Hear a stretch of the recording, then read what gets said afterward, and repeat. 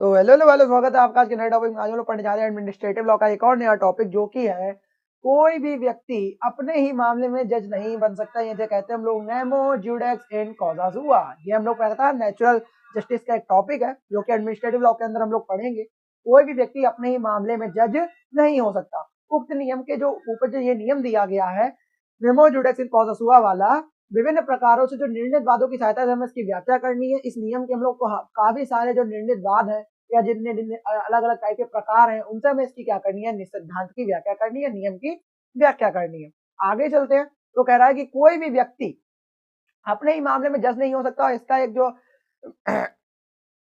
मतलब इंग्लिश में या जो भी एक लीगल लैंग्वेज में बोलेंगे, लीगल सेंटेंस में बोलेंगे, नेमो जुडिस इन कॉजा सुआ। लीगल टर्म्स में क्या कहेंगे इसे? नेमो जुडिस इन कॉजा, नेमो जुडिस इन कॉजा सुआ।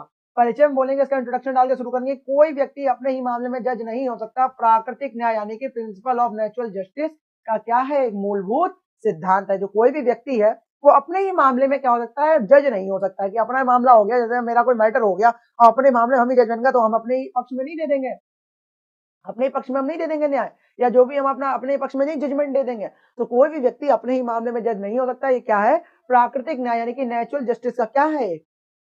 सिद्धांत है, मूलभूत सिद्धांत है। इसे क्या कहते हैं? नेमो ज्यूडेक्स इन कॉजा सुआ कहा जाता है। इन्हें इसे नेमो ज्यूडेक्स इन कॉजा सुआ कहा जाता है, जिसका अर्थ है कि कोई व्यक्ति अपने ही मामले में न्यायाधीश नहीं बन सकता है।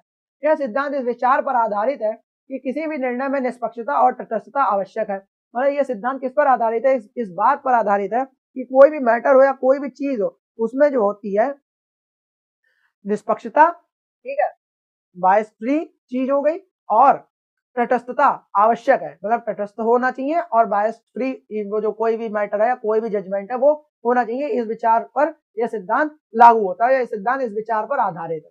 यदि निर्णय लेने वाला व्यक्ति अपने ही मामले में व्यक्तिगत हित रखता है, यदि निर्णय लेने वाला व्यक्ति यानी कि जो जज बन रहा है या जो जज है, वो अपना व्यक्तिगत या पर्सनल प्रॉफिट रखता है किसी भी जजमेंट में, तो उसकी निष्पक्षता पर सवाल उठ सकता है। तो उसकी क्या निष्पक्षता पर क्या उठ सकता है? सवाल उठ सकता है। आगे चलते हैं। तो सिद्धांत के उद्देश्य और महत्व को बताएं। तो सिद्धांत के क्या उद्देश्य और क्या महत्व है? निष्पक्षता और तटस्थता की गारंटी। यह सुनिश्चित करता है कि न्यायपालिका और प्रशासनिक निकाय निष्पक्ष और पूर्वाग्रह रहित रहे। तो यह सुनिश्चित करता है कि जो न्यायपालिका हो गई, जो प्रशासनिक निकाय हो गया, वो निष्पक्ष हो और पूर्वाग्रह रहे। ठीक है। भ्रष्टाचार और पक्षपात को रोकना। भ्रष्टाचार और पक्षपात को रोकना कैसे? यह सिद्धांत शक्ति के दुरुपयोग और पक्षपात को रोकता है। यह सिद्धांत क्या करता है? शक्ति के दुरुपयोग को और पक्षपात को रोकता है साथ ही साथ। और न्याय का सार्वजनिक विश्वास बनाए रखना। इससे न्यायिक प्रणाली में लोगों का विश्वास बना रहता है। इससे क्या होता है? न्यायिक प्रणाली में लोगों का विश्वास बना रहता है। सिद्धांत के प्रकार कितने हैं? तो कोई व्यक्ति अपने ही मामले में जज नहीं हो सकता के अंतर्गत दो प्रकार की स्थितियां आती हैं। एक हो गई व्यक्तिगत पूर्वाग्रह, बायसनेस होती है, पर्सनल बायसनेस हो गई, और एक होती है आर्थिक बायसनेस होती है। ठीक है, फाइनेंशियल बायसनेस। तो दो प्रकार के होते हैं। देखो, व्यक्तिगत पूर्वाग्रह क्या होता है कि यदि निर्णय लेने वाला अधिकारी का व्यक्तिगत हित किसी मामले से जुड़ा हो। ठीक है, यदि निर्णय वाला व्यक्ति क्या हो, उस वाले वाले जो अधिकारी है, उसका जो है निर्णय लेने वाला जो भी अधिकारी है, जो भी जज है, उसका कोई पर्सनल मतलब प्रॉफिट या पर्सनल उसका हित किसी मामले से, किसी मैटर से जुड़ा हो, तो यह व्यक्तिगत पूर्वाग्रह का मामला होगा। तो क्या होगा? व्यक्तिगत पूर्वाग्रह का मामला होगा। यह पूर्वाग्रह वित्तीय भी हो सकता है, पारिवारिक भी हो सकता है, व्यक्तिगत संबंध के आधार पर भी हो सकता है। और यह पूर्वाग्रह किसके किसके ऊपर होता है? फाइनेंशियली भी हो सकता है, कोई हमारा अपना ही खड़ा आ गया किसी मैटर में, उसके लिए भी हो सकता है, और पर्सनल भी हो सकता है, संबंध के आधार पर हो सकता है यह पूर्वाग्रह। ठीक है। निर्णित वाद देखेंगे, इसमें कौन कौन से निर्णित वाद होते हैं। इसमें एक मैटर हुआ था, इसमें जो इसे डिफाइन करेगा, Deimos versus grand junction canal. जो डाइमस वर्सेस जो ग्रांड जंक्शन कैनाल था 1852 में, इस मामले में जो न्यायाधीश का हित एक कंपनी में था, ठीक है, जिसके पक्ष में उसने निर्णय दे दिया था।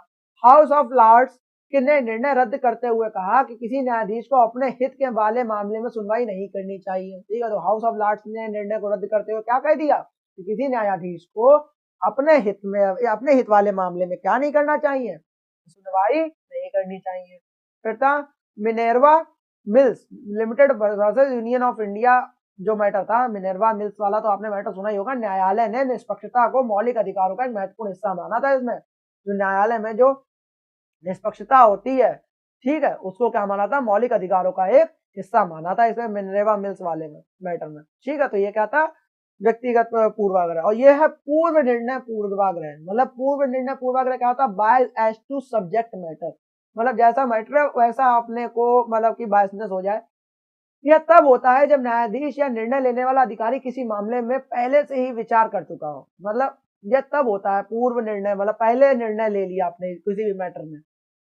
यह तब होता है जब न्यायाधीश क्या होता है या निर्णय लेने वाला जो अधिकारी होता है वह किसी मामले में पहले से ही विचार कर चुका हो और उसका मन क्या हो, पहले से ही बना हो। उसका मन क्या हो, पहले से ही बना हो। निर्णित बात को देखेंगे तो कृष्णा बस सर्विस, जो कृष्णा बस सर्विस थी और स्टेट ऑफ हरियाणा वाला, तो 1985 में क्या करा कि न्यायालय ने कहा कि पूर्वाग्रह यानी कि बायसनेस होती है केवल संबंधित होना चाहिए, संबंध मतलब केवल साबित नहीं होना चाहिए। जो कृष्णा बस सर्विस और स्टेट ऑफ हरियाणा वाले मैटर में हुआ था कि न्यायालय ने यह कह दिया था कि जो पूर्वाग्रह बायस है वो केवल साबित नहीं होना चाहिए बल्कि इसकी संभावना भी न्याय प्रक्रिया को प्रभावित करती है। मतलब यही नहीं है कि बायसनेस जो है वो साबित ही करें तभी ये मैटर माना जाए कि बायस है, नहीं, इसकी संभावना भी है अगर, तो भी न्याय प्रक्रिया जो है उसको प्रभावित यह कर सकती है। ठीक है, आर वर्सेस सुसेक्स जस्टिस जो था, जस्टिस थे 1924 वाले में, न्याय केवल किया ही नहीं जाना चाहिए बल्कि ऐसा प्रतीत होना चाहिए कि न्याय किया गया है। मतलब न्याय केवल किया ही नहीं जाना चाहिए, कर दिया गया, मतलब बल्कि ऐसा प्रतीत हो रहा है कि भैया वाकई में न्याय किया गया। ठीक है, ऐसा नहीं कि न्याय किया जाएगा या हो जाएगा न्याय, वैसा कुछ नहीं। हमारे मन में कुछ भी ऐसा विचार नहीं आना चाहिए, बल्कि ऐसा हम लोग हमेशा ये कहें कि वाकई इस मैटर में न्याय किया गया है। ठीक है, एक होता है संस्थागत पूर्वाग्रह। संस्थागत पूर्वाग्रह क्या होता है, तो संस्थागत पूर्वाग्रह को देखेंगे तो इंस्टीट्यूशनल पूर्वाग्रह क्या होता है, संस्थागत पूर्वाग्रह बायसनेस।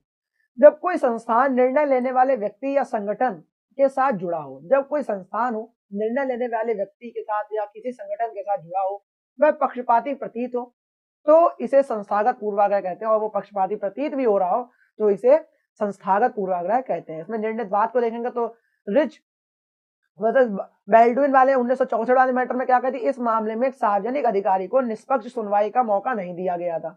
इस मामले में क्या हुआ था, एक सार्वजनिक अधिकारी थे, उनको निष्पक्ष सुनवाई का मौका नहीं दिया गया था।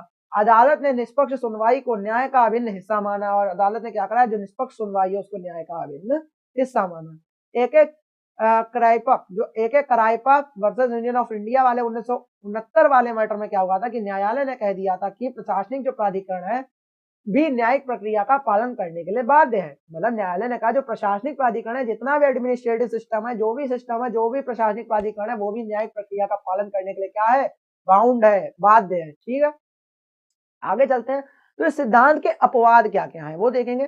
तो इस सिद्धांत के क्या क्या बाद में कुछ परिस्थितियों में यह सिद्धांत लागू ही नहीं होता है। कौन कौन से में लागू नहीं होता है, आवश्यकता का सिद्धांत, जैसे डॉक्ट्रिन ऑफ नेसेसिटी में, यदि निर्णय लेने वाला व्यक्ति अपरिहार्य हो, मतलब जो निर्णय लेने वाला व्यक्ति हो अपरिहार्य हो तो निष्पक्षता की मांग कम हो सकती है। ठीक है, यदि निर्णय लेने वाला व्यक्ति कैसा हो, अपरिहार्य हो, तो निष्पक्षता की मांग क्या हो सकती है, कम हो सकती है। निर्णित बाद में देखेंगे तो इलेक्शन कमीशन वर्सेस साका वेंकट राव, जो साका वेंकट राव से, तो 1953 वाले मैटर में यही हुआ था, आवश्यकता का सिद्धांत में बोलते हैं। विशेषाधिकार या प्रिविलेज होएगा तो उसमें क्या हुआ, कुछ भी मामलों में सरकार या सार्वजनिक निकायों को विशेषाधिकार प्राप्त होता है। कुछ मामले ऐसे भी होते हैं जिसमें सरकार होगी या सार्वजनिक जो निकाय होते हैं उनमें उन्हें प्रिविलेज प्राप्त होती है, विशेषाधिकार प्राप्त होता है।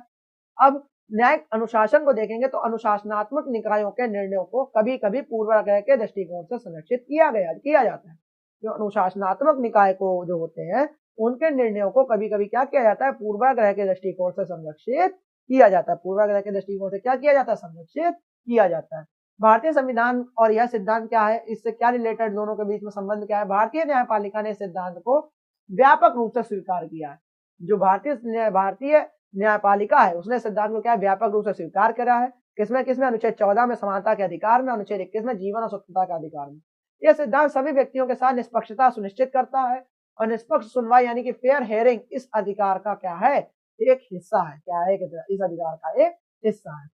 निष्कर्ष को देखेंगे इसमें, तो निष्कर्ष क्या कह रहा है आखिरी में कि कोई भी व्यक्ति अपने ही मामले में जज नहीं हो सकता। आखिरी में कंक्लूजन निकलेगा तो क्या है कि कोई भी व्यक्ति अपने ही मामले में जज नहीं हो सकता।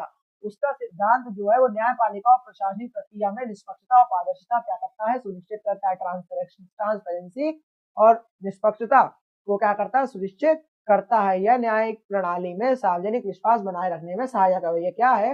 न्यायिक प्रणाली में सार्वजनिक विश्वास बनाए रखने में सहायक है। हालांकि इसे पूर्णतः कठोर रूप से लागू नहीं किया जा सकता है। हालांकि इसे जो है पूर्ण रूप से, जो कठोर रूप से लागू नहीं किया जा सकता, और परिस्थितियों के अनुसार इसमें लचीलापन आवश्यक है। परिस्थितियों के अनुसार क्या है? इसमें लचीलापन बहुत ज्यादा आवश्यक है। भारतीय न्यायालयों ने इस सिद्धांत को विभिन्न वादों के माध्यम से लागू करते हुए प्राकृतिक न्याय के महत्व को रेखांकित किया है। और जो भारतीय न्यायालय है, उन्होंने क्या करा, इस सिद्धांत के जो विभिन्न वाद हैं उसके माध्यम से लागू करते हुए प्राकृतिक न्याय का जो महत्व है उसको क्या करा है? रेखांकित करा है। ठीक है, तो ये हम लोग का टॉपिक था। मेरे हिसाब से आपको समझ में आ गया होगा।